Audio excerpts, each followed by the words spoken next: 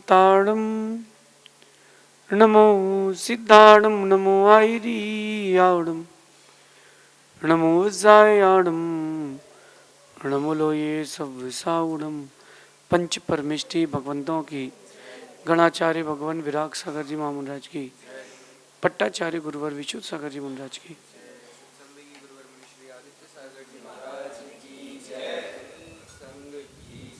या हम सभी अपने जीवन में सुख और गुणों की अभिवृद्धि के लिए नीति के विषयों का श्रवण कर रहे हैं। नीतिकार हमें एक नज़रिया देते हैं, एक दृष्टिकोण देते हैं, एक एटीट्यूड देते हैं जो आपके व्यक्तित्व को निखारे। जो व्यक्ति अपने ऊपर काम करता है वो बहुत बड़ा बनता है, वृक्ष की तरह। वृक्ष अपने ऊपर काम करता है, जब वो बीज होता है अपने ऊपर काम करता है, जड़ें मजबूत करता है, अपने को इस योग्य बनाता है कि उसमें फल भी आए, उसकी लोग छाया भी लें और उसके जाने के बाद उसकी लकड़ी को ईंधन भी बना लें। ऐसा वृक्ष करता है, अपने व्यक्तित्व पर काम करता है।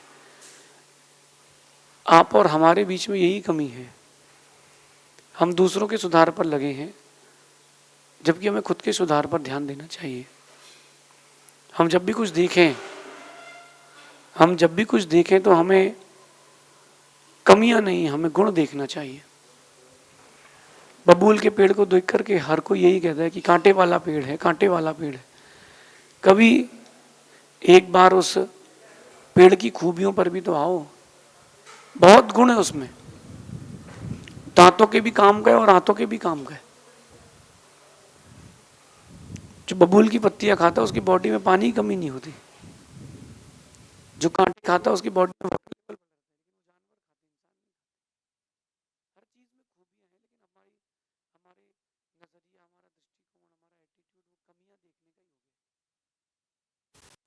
और जब से हमने कमियां देखना चालू की हैं वो कमियां हमारे अंदर बढ़ती जा रही हैं। क्यों न अपन गुणग्राही बने, गुण दृष्टि वाले बने, कमियां नहीं गुण देखें। कमी देखते देखते आज हम यहां तक पहुंच चुके हैं, कमियां देखते देखते आज आप यहां तक आ चुके हो और कमियां देखते रहोगे तो सच मानना कमियां ही बढ़ती जाएंगी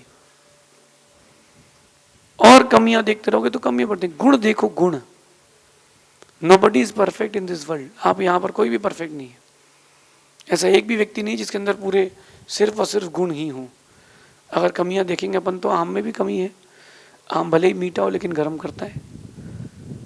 आम को खाने के बाद लोगों के फोड़े फुंसी हो जाती है, सही है ना, लेकिन आम लोग खाते हैं क्योंकि गुण ज्यादा है तो कमियों को नजरअंदाज कर दिया जाता है। समझदार व्यक्ति यही करता है। दो फेस पर अपन आज बातें करेंगे, गुण देखने की, कमियां नहीं देखने की।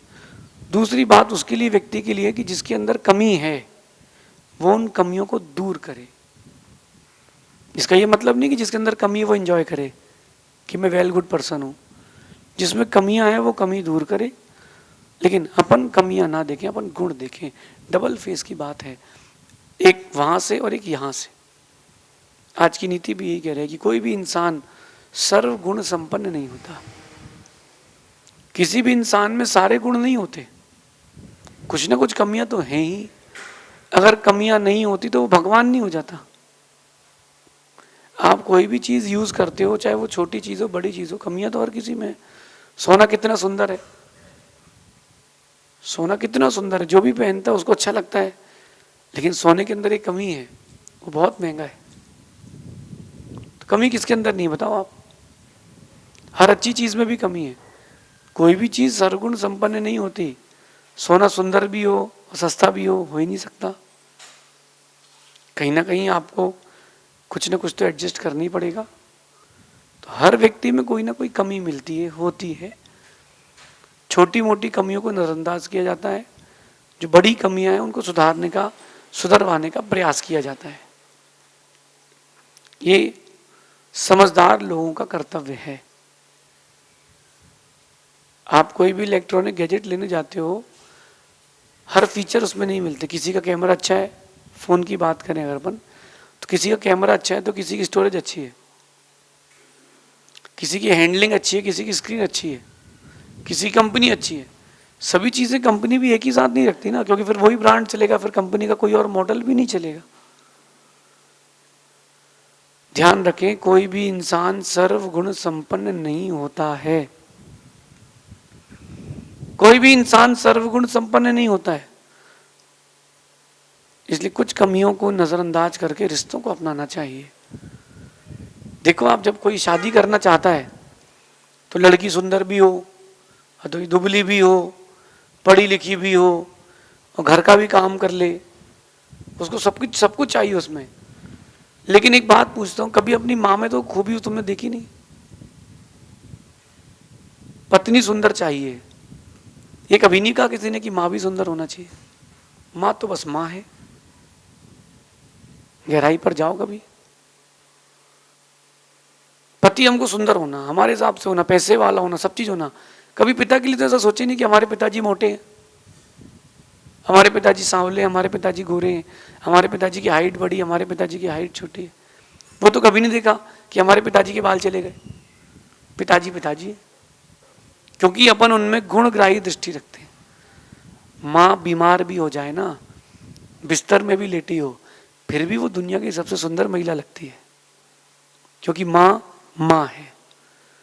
आपको उसमें सिर्फ गुण दिखते हैं, लेकिन जब आप और रिलेशंस बनाते हो तो उसमें आप सब चीजें देखते हो, नजरअंदाज नहीं करते। नजरअंदाज करना भी सीखो, चीजों को नजरअंदाज करना भी सीखो। मैंने एक पर्सनल कहानी जो एक व्यक्ति की सुनी, बहुत अच्छी लगी। एक माँ ने एक लड़की की फोटो देखा, वो जो किताबें नहीं छपती, वो जो परिचय सम्मेलन वाली, उन परिचय सम्मेलन की किताब में उसको जब देखा तो उसको लड़की अच्छी लगी। तो माँ कहती है लड़के से कि मैं जा रही हूँ घर उसके, तू पीछे से आ जाना। माँ पहुँचती, माँ दिखती लड़की तो सांवली, लड़का गोरा। माँ लड़के को फ़ोन करती है, फ़ोन बिजी था तो वॉइस मेल कर देती है कि बेटा तू मत आना, लड़की तो काली है।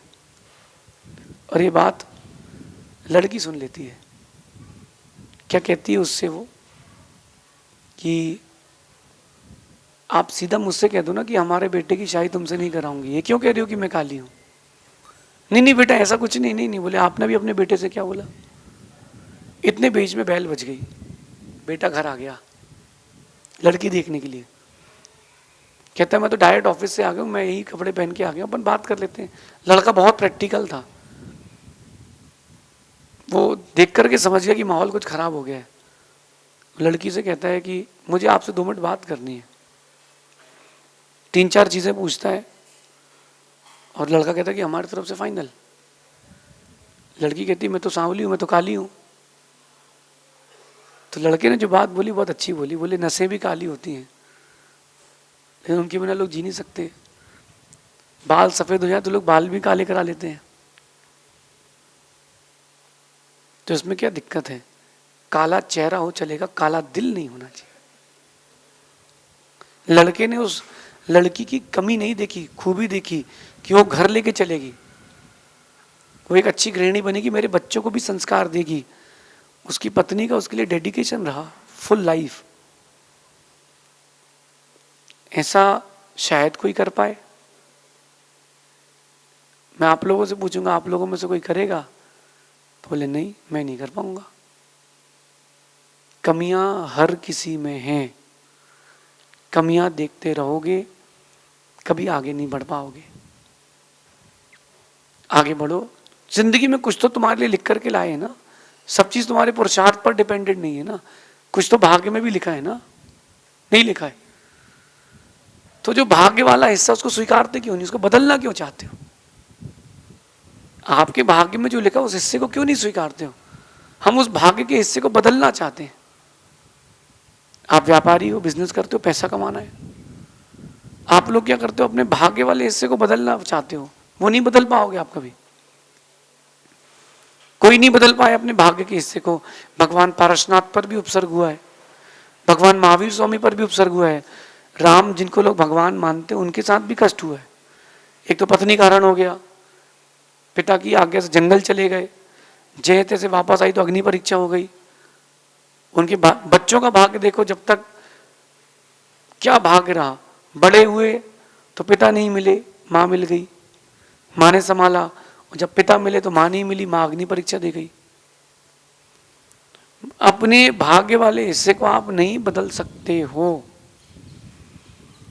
जब अपने भाग्य वाले हिस्से को आप नहीं बदल सकते तो उसको स्वीकारो। एक आपको देता हूं law of acceptance. Law of gravity सुना है, लॉ ऑफ फ्रिक्वेंसी सुना है, बहुत सारे लॉ सुने आपने। लॉ ऑफ एक्सेप्टेंस भी लो लाइफ में।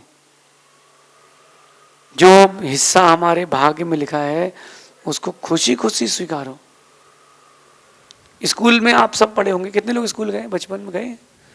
एक हिंदी का पीरियड होता था और वो हिंदी की टीचर रीडिंग कराती थी, याद आया? एक पैराग्राफ हर बच्चे को पढ़ाती थी कि अब तुम्हारा नंबर, अब तुम्हारा नंबर है।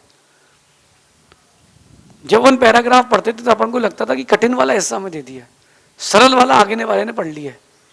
हर बच्चे को ये बात महसूस होती थी, क्या कि सरल वाला हिस्सा तो आगे चला गया, मेरे को कठिन वाला मिला है।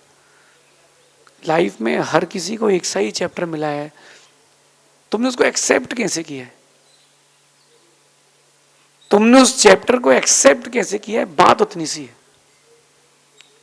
जब भी मेरे पढ़ने का नंबर आता था तो अपन भी वैसे ही पढ़ते थे जैसे आप पढ़ते थे। गांव मई 3 लोग रहते हई, और सब हंसते थे।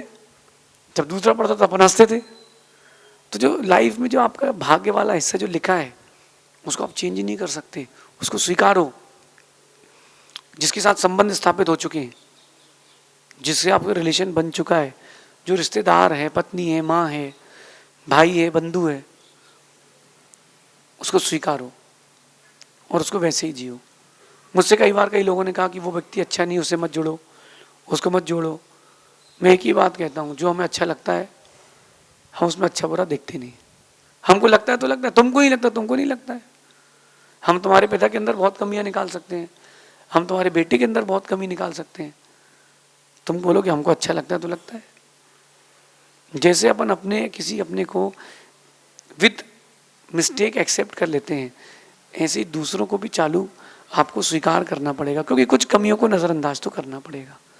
अगर आप उन कमियों को नज़रअंदाज नहीं करोगे, नहीं जी पाओगे। अभी ईवी आ गए, इलेक्ट्रॉनिक व्हीकल आ गए ना, जो बेचारा गाड़ी चलाता है उसको एक टेंशन रहती है, यार बैटरी कम ना हो जाए। डीजल पेट्रोल में इतना नहीं होता, कहीं भी चार्ज कर सकते हैं, कहीं भी अपन उसको ईंधन भरा सकते हैं। अब क्या हो गया है, या 200 किलोमीटर पहले कहीं ना कहीं टिकाना पड़ेगी, किसी घर जाके मांगना पड़ेगा। कमियां तो है, एवरेज अच्छा है तो कहीं ना कुछ कमी तो है ना। ध्यान रखना, कमियां हर किसी में है, आप अच्छाइयां देखना प्रारंभ करें। मंदिर आए, अरे यार इतने छोटे से भगवान रखे यार। अरे भगवान छोटे हो या बड़े हो, भगवान तो भगवान है। नहीं नहीं, इतना बड़ा मंदिर है, इस वेदी को तोड़ो, बड़े भगवान रखना चाहिए। आप रख लो, लेकिन मेरी दृष्टि में आप अच्छे व्यक्ति नहीं हो, क्योंकि तुम बड़े को भगवान मान रहे हो, तुम गुणवान को भगवान नहीं मान रहे हो। कमियां हर किसी में हैं, अच्छाइयां देखना प्रारंभ करें। गर्मी में अंगूर कैसा लगता है? अच्छा लगता है। और वो मठा, लस्सी बहुत अच्छी लगती है। लेकिन ये जब पियोगे उसके बाद नशा भी आता है। फिर दोपहर में आप 10 मिनट के लिए टिकते हो तो 3 बजे उठते हो। ऐसा भी होता कि नहीं होता है? तो जिसमें कुछ प्रॉफिट है उसमें वहीं कहीं ना कुछ लॉस भी तो है। आम का बगान है किसी का, ध्यान से सुनना, किसी व्यक्ति का आम का बगान है, उसमें 500 पेड़ आम के हैं। आपकी नजर में बड़ा आदमी है, आप बोलोगे इतना बड़ा आदमी, 500 पेड़ है उसके पास तो। लेकिन ध्यान रखना, 2 ही 3 महीने फल आते हैं उसके यहाँ, 12 महीने नहीं आते। कितने महीने आते हैं? 2-3 महीने। तो अब आम का पेड़ भी लगाओगे तो कुछ ना कुछ तो लॉस होगा, 100% प्रॉफिट कैसे हो जाएगा? तो कुछ ना कुछ कमियां तो हर किसी में है, आपको अच्छाइयां देखना पड़ेगी, वहीं से आप एक्सेप्टेंस कर सकते हो। ये बात उसके लिए जिसके नजरिया बदलना है। अब जिसके अंदर कमियां हैं मैं उससे बात करना चाहता हूँ, नहीं तो एक पक्ष हो जाएगा। जिसके अंदर कमियां हैं, मैं उससे कह रहा हूं भैया अपनी कमियों को दूर करने का पुरुषार्थ करो। आप अपने ऊपर काम करो, अपने ऊपर काम करो। एक बात और बोलता हूं बीच में, जिसमें कोई कमी है उसको आप स्वीकार लोगे ना, वो जिंदगी भर आपके लिए डेडिकेटेड रहता है। किसी में कोई कमी है और आपने उसको स्वीकार लिया, एक्सेप्ट कर लिया, वो जिंदगी भर डेडिकेटेड रहता है कि यार देखो यार, उसने हमारे पास हमारे अंदर कमियां होने पर भी स्वीकार किया है। इससे आपकी बॉन्डिंग मजबूत होती है, इससे बॉन्डिंग मजबूत होती है। क्या करोगे? जिसके अंदर कमियां हैं उसको पुरुषार्थ करना चाहिए कमियों को दूर करने का। आप उसको ये नहीं बोल सकते कि भाई आप कहा ना गुरुजी ने कमियां हैं स्वीकार लो, वो तो सामने वाले का नजरिया है। आप अपनी कमियां कब दूर करोगे? वो तो उसका बड़प्पन है कि आपको वैसे ही स्वीकार कर रहा है। आप अपनी कमियां कब दूर करो? आप भी चाहते हो कि आप भी कोई एक बड़ा व्यक्तित्व बनाओ अपना, तो अपनी कमियां ढूंढो, हर दिन एक कमी हटाओ। और आपकी कमियां आप जानते हो, दूसरे से पूछने की जरूरत नहीं है। जो पूछते ना कि हमारी कमी बताओ, आप कभी मत बताना, झगड़ा हो जाएगा। वो तुम्हारी बताने लगेगा या सोचेगा मेरी किनारा, ये भी तो ऐसा ही है।